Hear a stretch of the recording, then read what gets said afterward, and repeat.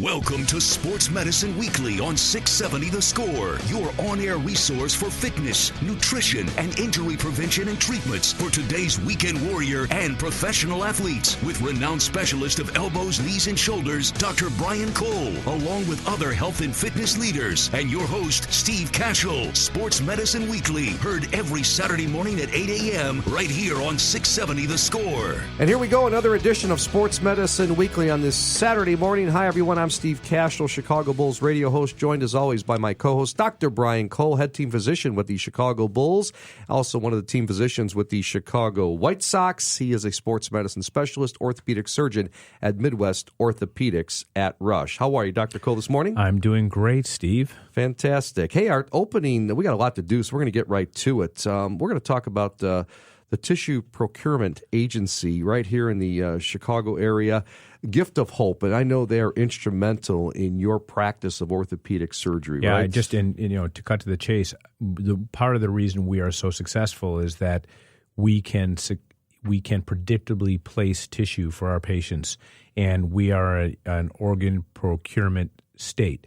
So my colleagues who do cartilage transplants around the country sometimes have tremendous difficulty because they are not geographically near an OPO or an organ procurement organization or the agencies that actually help with the families, the donor families, and so forth. So, when people come from all over the world to Chicago, in part because we have high quality, unbelievable processes and access to tissue donors that not everyone has. So it's a huge, important part of our practice, and it's largely why we've become a tertiary center for cartilage transplantation. Let's bring on two experts who know more about this. First, Kevin Cmunt, the president CEO of Gift of Hope Organ and Tissue Donor Work Network based out of Itasca, and also Shannon Wyatt joining us as well. She is a donation specialist for Gift of Hope Organ and the Tissue Donor Network. Thanks so much, Kevin and Shannon, for joining us. Right to the questions. Hey, how has donation been going? Fantastic in the past year, Steve and Brian. We increased our tissue donation numbers by almost 70% last year, thanks to the incredible generosity of the residents of Illinois and Northwest Indiana, and thanks to folks like Dr. Cole, who continue to find ways to honor the gift of donation and help people through his incredible surgeries. It is. I will tell you, Kevin. It is a full circle, and I love when you guys have the opportunity to come to the operating room and see some of our patient stories. But it's really important for everyone that you work with at Gift of Hope to know what they're doing in the end. And I'm just joint pain. There's hearts, there's lungs, there's liver. There's a lot more critical illnesses that you deal with.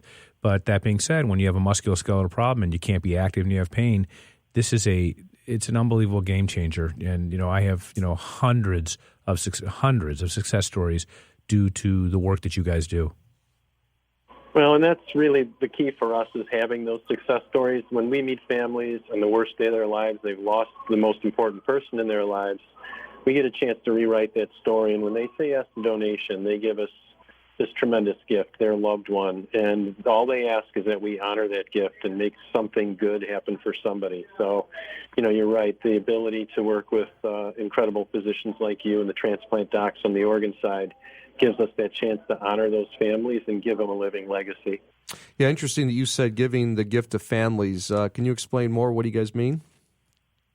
Yeah, and I'm going to let Shannon talk about her experiences. But, the benefits to a family when they've often lost someone early in life, their story has not been fully written.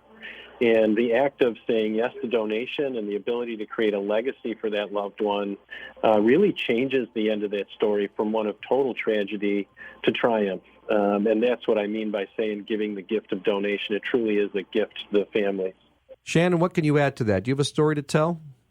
I do. I know there is a woman that had the de novo procedure done, and that's particularly performed by junior cartilage or some family member who has lost, a very young child. And they may not be able to be organ donors. Some may, but, we request for those special graft tissues to be able to help someone. And I think the favorite part of my story that she shared was that she wrote a letter to the donor family in the eyes of their child, and said, I'm a mom. I have kids myself. I'm able to play soccer with my kids. She traveled all over the world and basically shared, where she's traveled to kind of make it seem like that their son has traveled to all these places too. And a lot of people don't give tissue credit as much as organs, and that's why I want to start spreading awareness that tissue is just as important as organ donation as well. Yeah, just to let people know, de novo is juvenile cartilage. So it's a procedure that we do it requires obviously a very special donor. And I've had donors as young as 8 to 13 years old for our transplants, including de novo. So it's that story is amazing. And I've had a number of patients who have reached out to the donor families through you. And that's how you make the loop. That's how you close the loop, and it's part. I imagine it's a critical part of the healing process. Again, we're talking about tissue donation and how tissue grafts play an important role in sports medicine. Pretty much have to wrap it up, but let's talk finally about the living legacy, Kevin, if we can. Yeah, it's really incredible to see these families. I meet them oftentimes at a memorial service 6 months or a year after their act of kindness. And really, that gift is incredible. And one of the things that we can all do to help our families is register to be an organ and tissue donor. You can go to giftofhope.org. It's very easy. It takes about 45 seconds. Just need your driver's license. And by registering, you just let your family know that you want to help somebody in the instance where you might leave this earth. Great stuff. Kevin Cmunt and Shannon Wyatt from the Gift of Hope. We thank you for joining us here on Sports Medicine Weekly. Thank you, guys. Thank you. And Dr. Cole, next topic, our next guest, Patrick Pauley from Athletico. He is the head athletic trainer for the Chicago Dogs professional baseball team, as well as the Midwest Orthopedics at Rush Sports Performance Center, which I'm getting hearing rave reviews. It's awesome there, yeah. And I'm going to start there myself. Yeah, so Steve's a little over 2 weeks. I can share. We've been online. We actually took your stitches out online, so it's okay now. No HIPAA violation. Live right? on the radio, last week. Okay. So, yes, you're going to do your physical therapy there. It's a beautiful facility on York Road in Oakbrook. It's a large space, big windows. The therapists are wonderful. It's a happy environment to do your rehab. It's the best health club environment for physical therapy you've probably seen. So you'll love it there. I can't wait for you to go. Yeah, people have told me about it. I've gone past it, and it looks amazing. It's just I'm excited to do the therapy there. I really am. You will. Well, let's bring on Patrick. And Patrick, I want to talk a little bit about the Chicago Dogs professional baseball team. They had their first year in that beautiful ballpark in Rosemont. How did it go year number one? Year number one was a lot of fun. We got off to a little bit of a slow start, but made some personnel changes along the way and got more comfortable with the team. And we always said if we had like another month of the season, we would have definitely been a threat in the playoffs for sure. Yeah, Patrick was great to work. You were a pitching coach at one point, is that right? Yeah, so I was a pitching coach in high school for 7 years. Yeah, so he's got an amazing baseball IQ. Greg Nicholas and I were the team physicians for the Chicago Dogs. And, fortunately, we only had a couple of injuries, but a lot of players come through it, and just to get stability. But your knowledge is amazing, and your baseball IQ is amazing. So I've learned a lot from you, and I appreciate it. One of the things we wanted to bring up today, this morning, was would you be able to just go over with us and our listeners the sort of the easiest thing for an athlete to prevent overarm throwing injuries, overhead injuries? Yeah, sure. So, we know the majority of throwing-related injuries are chronic or overuse injuries. So the easiest thing, or the thing that's going to require the least amount of physical effort, is to make sure that you're not throwing too much. We need to make sure that our throwers are getting appropriate rest and recovery. And, USA Baseball and Major League Baseball combined to develop the Pitch Smart initiative, which offers pitch count and rest recommendations for all ages. It's a great resource. And then in addition to recovering between throwing sessions, it's also really important to recover after the season. You want to take like 2 or 3 months off from throwing. The American Sports Medicine Institute found that pitchers who compete more than 8 months out of the year were 5 times as likely to suffer an injury that required surgery. So that rest between starts and rest after the season is really important. That's interesting. I actually didn't know. I'm always going on the fact of 10 months for a single sport. So they showed specific to pitchers that it was 8 months or more not taking a break. Is that what you're saying? Yeah, competitively. Yeah, very interesting. Visiting with Patrick Pauley from Athletico and head athletic trainer with the Chicago Dogs professional baseball team. I'm Steve Cashel. Dr. Brian Cole at Sports Medicine Weekly. Give us some ways then, Patrick, to prepare the body for overarm throwing in order to prevent injury. Yeah, so a comprehensive strength and conditioning program is vital for any kind of sports performance and injury prevention, particularly in throwing. Obviously, throwers want to strengthen the muscles of the arm like the rotator cuff, but we also have to make sure that we're strengthening the entire body. Throwing is about the transfer of force, basically from the lead foot up through the kinetic chain, the legs, the hips, the core, the back, all the way through to the other opposite hand. And weakness anywhere in the chain is going to force any other part of the body to work harder, like the shoulder or the elbow. And because the throwing motion is so dynamic, changes in the timing of the kinetic change due to that weaknesses can increase the load on the joints. So any training is going to need to incorporate balance and stability as well as range of motion. And we also know that pitching while fatigued can increase your risk of injury. So it's important to work on your aerobic capacity as well as your strength and your balance and your range of motion. How does video analysis, Patrick, help with overarm throwing? Yeah, Patrick, when you answer that, maybe share a little bit about what we put in at the Oak Brook facility. And I just want to make it known that, Steve, you mentioned I'm going to go to an Athletico facility out by you. All of our physical therapists are Athletico trained. Okay. Yeah, and our trainers. So I'm curious, Patrick, when you look at the video analysis setup we have there, what are you doing and how is it working with our athletes? Yeah, so, proper rest and recovery and appropriate strength and conditioning programs are integral for performance and injury prevention. But if you're not using the proper mechanics, there's a really good chance you're going to eventually get injured anyway. The good news is there's a lot of options out there for the throwing mechanics, whether it's using an app on your phone, or we've got, video throwing analysis at our Athletico clinics, as well as you mentioned, the Midwest Orthopedics at Rush Sports Performance in Oak Brook. So if we come in for a thrower's functional sport assessment, we'll do the video throwing analysis, and we'll look at the entire chain. But a big part of that as well is that we're going to look at your range of motion and your hips and your thoracic rotation and your shoulders and some different strength testings because, you can look at the video analysis and say, oh, well, you need to do this, you need to get your foot over here. But there could be some physical limitations as to why you're not getting into that position. So the nice thing about that the Sports Performance Center is that we also offer these follow-up sessions where we're going to target, you get one-on-one with myself or Dave. We're going to target any limitations that we're going to find there and work on those for your strength and your range of motion. Great stuff, Patrick. Out of time. Appreciate it. And again, visiting with Athletico's Patrick Pauley, head athletic trainer for the Chicago Dogs baseball team, as well as Midwest Orthopedics at Rush New Sports Performance Center. Thanks, Patrick. Thank you very much, guys. Appreciate it. Coming up next on Sports Medicine Weekly, the staple of the show, Ask the Doctor. You get a chance to ask Dr. Cole a question. We'll tell you how to do it after this on Sports Medicine Weekly, only on 670 The Score.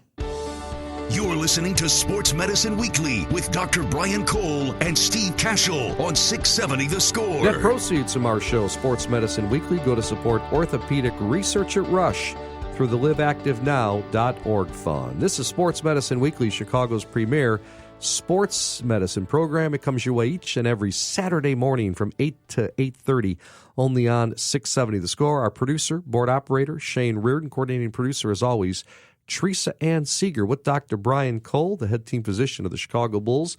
My name is Steve Cashel. Thanks so much for being with us as we talk about sports injuries. And time now for Ask the Doctor. Always doing Ask the Doctor at the end of the show each and every week. It's very easy. If you want to get involved, just go to our website, sportsmedicineweekly.com. And on the homepage, go to the right side, you'll see the picture of Dr. Cole and myself, and underneath that, you can click on the link, and you can ask the doctor, and I've got a couple of good ones here for you, Dr. Cole. Let's get started. The first question, asking you and saying this, from time to time, my knee will lock and painfully pop. I have had this pain for almost 3 years now. What do you suggest? So painful popping, so lots of knees and shoulders and joints pop. And in fact, I've often thought about having a sign at my front desk. Steve, you've been to our office. I said, look, if you're here because your joints are popping, but you have no pain, swelling, or injury, go home. Turn around and go home, okay? Because I'm just going to give you some reassurance. But painful popping in knee, specifically in this question, can be something that is due to an underlying abnormality. So if there's any swelling associated with it, that's when I would say you should see an orthopedic surgeon or a primary care sports, someone who has the ability to evaluate a knee. So painful popping with swelling is generally a more ominous finding of something wrong inside a joint. Painful popping without swelling can be a variety of things, and it can be a sign of something as simple as a condition called a plica, Steve.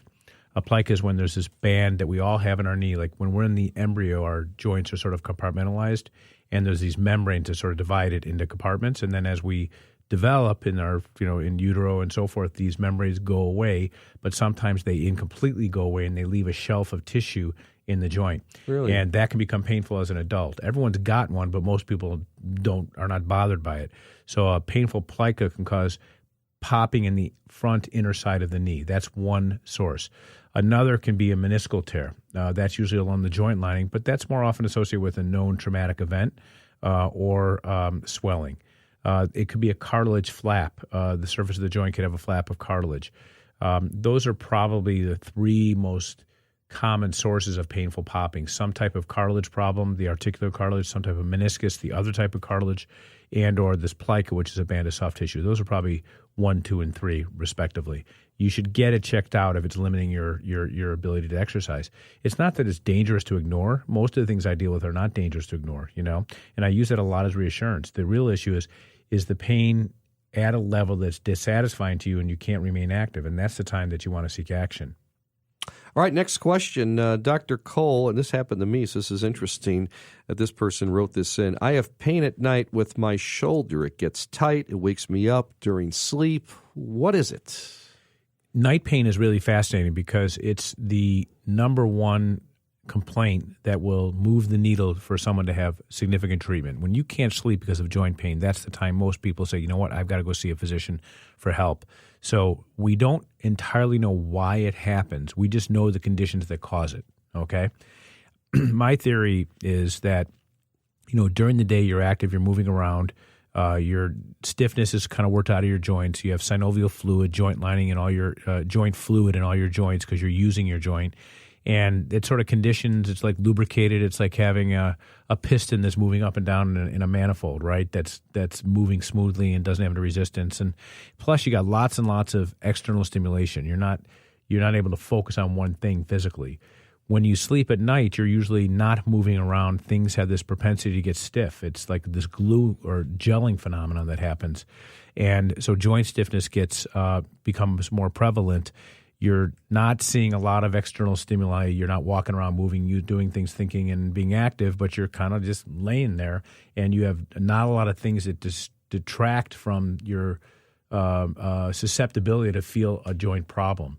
And then finally, the things that cause it are often a little more serious. In other words, it can be rotator cuff tears. It can be significant arthritis. It can be significant tendonitis. I think for your condition, your biceps tendonitis, and small amount of arthritis, you had a lot of night pain, didn't you? I did, absolutely. Every night I could not roll over on that right side. And then, as you said, it was just so tight and stiff. And then you get up and you try to move it around. It feels a little better.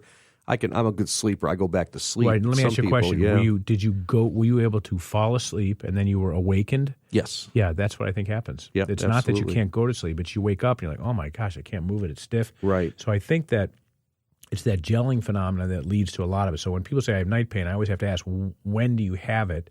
And it's usually not when you just go to bed. It's usually, like you say, it wakes you up. Yes. Because your arm has been, for the shoulder, for example, has been in one position for a long period of time. Well, I had, again, arthritis and a biceps tendonitis problem. So are there other things? You mentioned rotator cuff. What else is in the shoulder that could be a problem? It's rare. There are some ominous conditions that cause night pain, but those are really rare. Those are zebras. I'd say that the most common reason I end up fixing a rotator cuff, for example, is because the patients have night pain, difficulty sleeping. So rotator cuff tears can classically cause night pain. Osteoarthritis or loss of cartilage of the shoulder joint can lead to night pain. Tendonitis, any inflammatory process can lead to night pain. And again, this is not a traumatic situation. This is one where someone's had an underlying degenerative condition and they present with a longer history of symptoms. And one of the things they complain of is this difficulty while sleeping or after they've gone to sleep, it wakes them up. All right. Again, Steve Cashel, Dr. Brian Cole, Sports Medicine Weekly. It's our Ask the Doctor segment. And actually, our producer, Shane Reardon, here on 670 The Score, has a question that he's been wanting to get in. So we're going to open up the mic. And Shane, what's your question for our doc? Doctor, we're coming up towards the end of March, beginning of April, when a lot of these men's and co-ed softball leagues are starting here in the city. Now, as somebody who works out maybe 4 times a week, doesn't do a ton of extreme activity, what should I be doing to prepare my body for going hard at softball once a week, but nothing more? All right, very Shane. sporadic, extreme exercise. Well, Shane, despite being the physical specimen that you are, Correct. even you are susceptible to injury, okay? So, the big challenge is I bet your workouts are, you're probably doing a fairly consistent regimen. You're doing weights. Maybe you're doing a little cardio and so forth, but you're not doing any cardio. No. Yeah, so I think that that's the biggest potential risk is that you're going to let the adrenaline flow. You're going to be super competitive.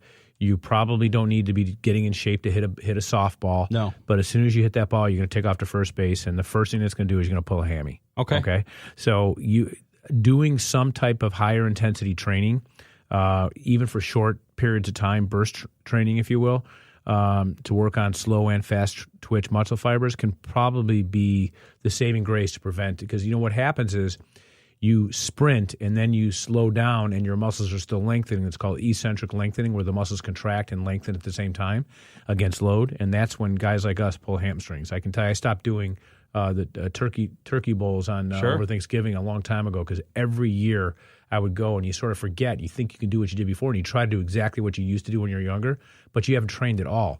And the first thing you do is you pull a hamstring, and you'll be out for the 6-8 weeks if you do that at least.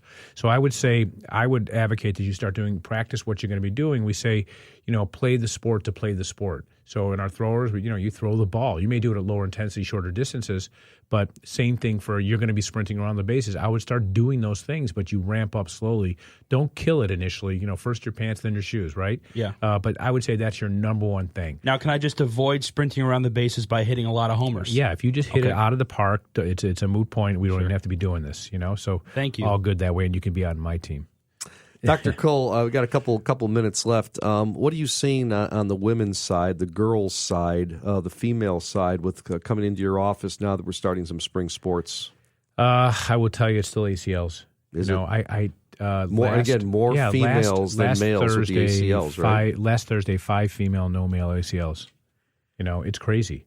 And I think that as they're starting to get it ramped up for soccer, finishing up basketball, it's pretty much been the whole season. Even this ski season was probably 4 or 5 to 1 women to men with ski injuries. So, yeah, I just think, what we know about ACL injury is that there's 5 or 6 motor patterns that women have to their detriment that lead to ACL tears, like very strong quads, weak hamstrings, jumping and landing with abnormal hip and knee flexion, weak glute medius. They tend to be more knock-kneed, so these things become more critical. Those are some of the things that are really critical. So these prevention programs were actually looked at in the NCAA in women, and they were shown to reduce the incidence of ACL tears in females by 35%. So I would say that those of you who have young kids who are starting to ramp up in soccer and they're maybe in more than one league, they're doing a club sport, a school sport at the same time, I would really encourage you to investigate some of these ACL prevention programs. We have them at Midwest Orthopedics. A lot of the physical therapy chains that certainly the sponsors of our show, Athletico and ATI, they all have these programs available. And I would encourage you to, because unfortunately, even though we know a lot about this, the trainers, the coaches at that level are not always properly educated in terms of how to integrate it, because they don't have a lot of time to work with your kids, so they just get right down to practice. And this should be a basic part of your kids' training. Good deal. How are your trainings coming along? They're good. Busy, I get them in? I get them in, but I always want to do more. Yeah, I do too. If I get my 2, 3 a week, I'm happy. But you really need, for us, we need 4 or 5 a week and at a high intensity. All righty, we are out of time for this edition of Sports Medicine Weekly. Many thanks to our producer, Shane Reardon, our coordinating producer, Teresa Ann Seeger. Also want to thank David Cole for managing our website at sportsmedicineweekly.com. And also he does our business operations. And then there's Samantha Smith from Midwest Orthopedics at Rush. Many thanks, Sam. For Dr. Brian Cole, I'm Steve Cashel, saying so long, and thanks for listening to Sports Medicine Weekly here on 670 The Score. Up next on The Score, Early Odds with Joe Ostrowski. Have a wonderful Saturday, wonderful weekend, everybody. Talk with you again next Saturday at 8 a.m. only on 670 The Score. You've been listening to Sports Medicine Weekly, heard every Saturday morning at 8 with Dr. Brian Cole and Steve Cashel, only on Sports Radio 670 The Score and 670thescore.com, Chicago's sports station.